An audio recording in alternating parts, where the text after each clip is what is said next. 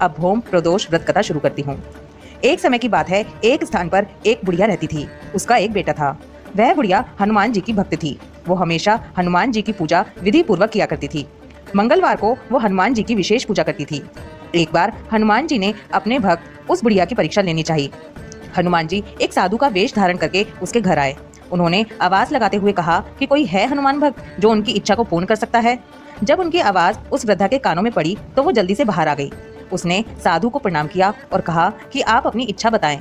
इस पर हनुमान जी ने उससे कहा कि उनको भूख लगी है और वो भोजन करना चाहते हैं। तुम थोड़ी सी जमीन लीप दो। इस पर उसने हनुमान जी से कहा कि आप जमीन लीपने के अतिरिक्त कोई और काम कहें, उसे मैं जरूर पूरा कर दूंगी। हनुमान जी ने उससे अपनी बातों को पूरा करने के लिए वचन लिया। तब उन्होंने कहा कि अपने बेटे को बुलाओ, उसकी पीठ पर आग जला दो, उस पर ही वे अपने लिए भोजन बनाएंगे।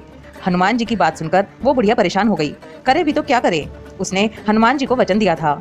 उसने आखिरकार बेटे को बुलाया और उसे हनुमान जी को सौंप दिया। हनुमान जी ने उसके बेटे को जमीन पर लिटा दिया और बुढ़िया से कहा कि उसकी पीठ पर आग लगा दे। वो बुढ़िया आग जलाकर घर के अंदर चली गई।